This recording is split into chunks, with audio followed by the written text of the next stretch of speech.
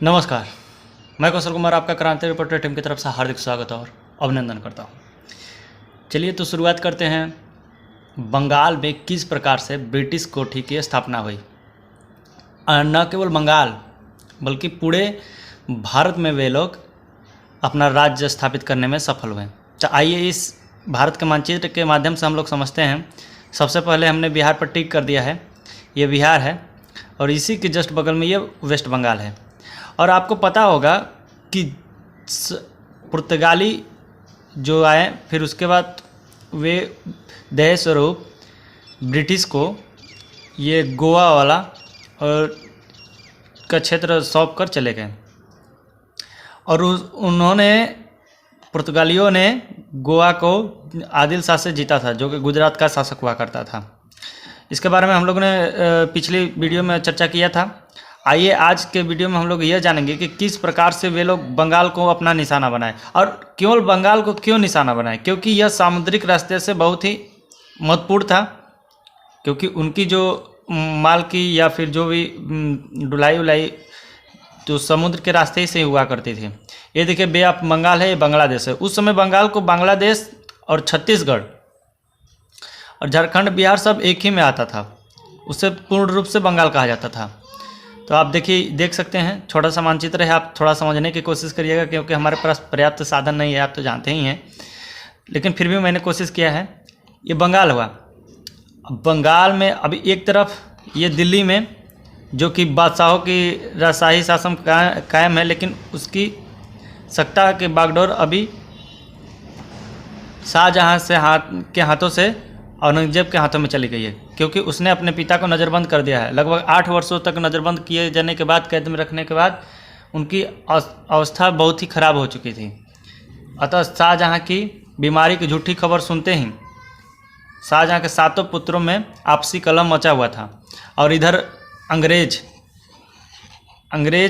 अपनी रोटी सेकने में लगे हुए थे।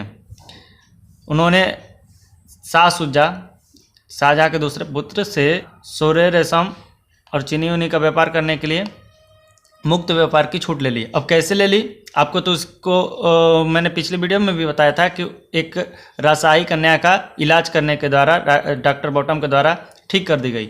अतः इसी के प्रक्षेप में उन्होंने वो दे दिया था। और देखिए ना, जब आपसी टूट फूट कला होता है ना, तो कोई किसी की नहीं सुनता, सब अपने आप के लगे रहते हैं। वो अपने आप को राजा मानता था, औरंगजेब अपने, जबकि औरंगजेब के बारे में ऐसा कहा जाता है कि वह बहुत ही क्रूर और निर्दयी शासक था।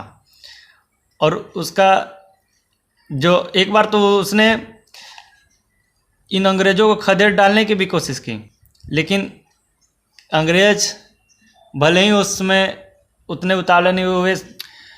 औरंगजेब अपने मामा शाइस्ता खां को भेजकर कई बार उन लोगों पर कठोर प्रतिबंध लगाता रहा। जब चारनॉक नाम का उसने बादशाह को मना लिया और लगभग 1,50,000 रुपये उस समय रकम अदायगी की, और उसके बाद उसने 3,000 रुपये मासिक प्रतिवेदन पर फिर से मुक्त व्यापार करने की अनुमति ले ली। लेकिन अब जो ब्रिटिश या फिर अन्य यूरोपी धीरे धीरे अपना विस्तार करने में लगे हुए थे। इधर बंगाल का शासक मुर्शिद कुली खां, जो कि कभी छत्तीसगढ़ में दीवानी के पद पर रहा, बांग्लादेश अर्थात बंगाल में उपराज्यपाल के पद पर रहा, और धीरे धीरे अपना एक छत्र राज और स्वतंत्र शासक खुद को मानने लगा था। हाँ जी हाँ दोस्तों, आज 2 अक्टूबर महात्मा गांधी का जन्मदिवस है, साथ ही लाल बहादुर शास्त्री का भी, और जिन्होंने जय जवान जय किसान का नारा दिया। और मैं भी एक किसान परिवार से बिलोंग करता हूँ। तो आइए अपने टॉपिक पर बात करते हैं। सबसे पहले मुर्शिद कुली खां जिन्हें मोहम्मद हादी के नाम से जाना जाता था। मोहम्मद हादी। ऐसा सुना जाता है कि इनका पूर्व नाम सूर्य नारायण मिश्रा था। सूर्य नारायण मिश्रा था। सन 1700 लेकर 1727 ईस्वी तक इनका राज्यकाल रहा। इनके बाद इनका दामाद, जिनका नाम सुजाउद्दीन, इसने 1727 से लेकर 1739 ईस्वी तक शासन की बागडोर अपने हाथ में संभाला। लेकिन इनका वर्चस्व उतना ठीक ठाक न रह पाया, क्योंकि इनकी हत्या कर सरफराज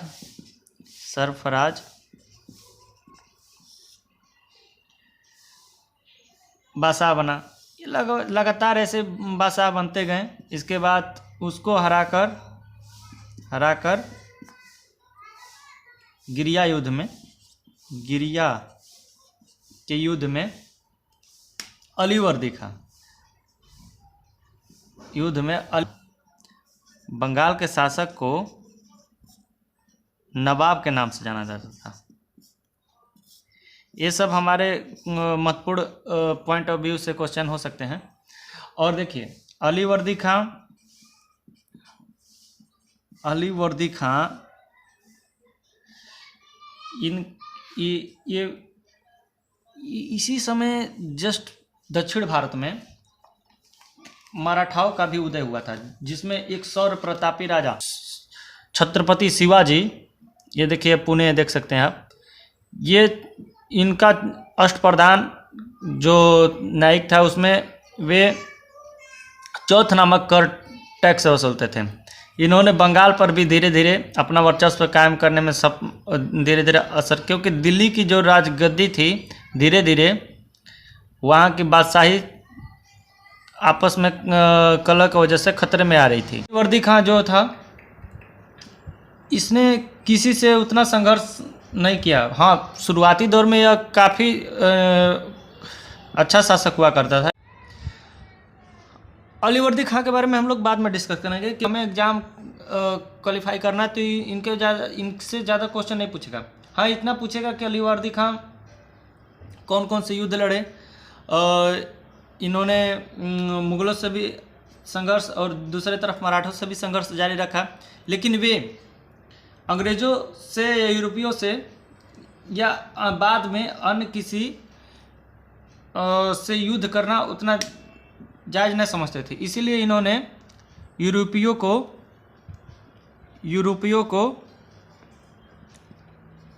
की तुलना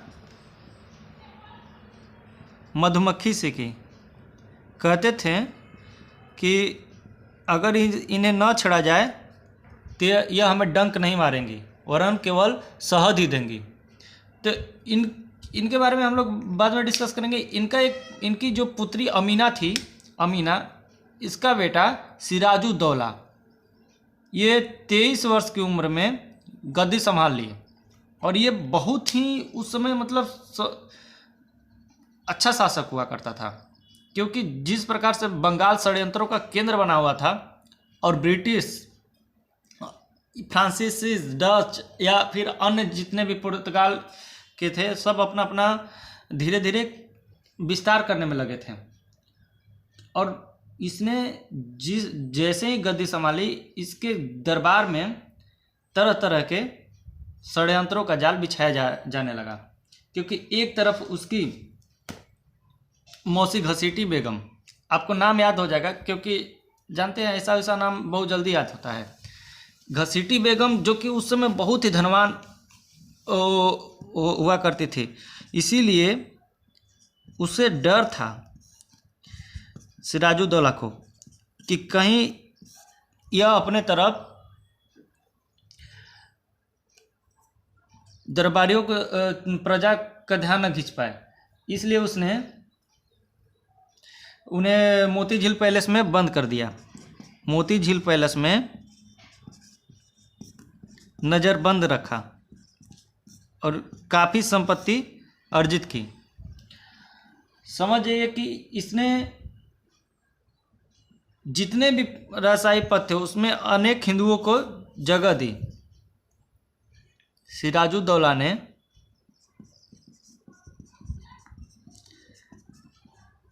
महत्वपूर्ण पदों पर हिंदुओं को बैठाया, जैसे मीर मदान को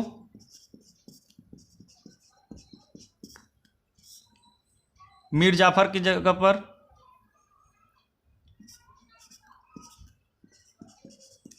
जो कि वो भी यह मीर जाफर बहुत ही पॉइंट ऑफ दृष्टि से बहुत महत्वपूर्ण हो सकता है।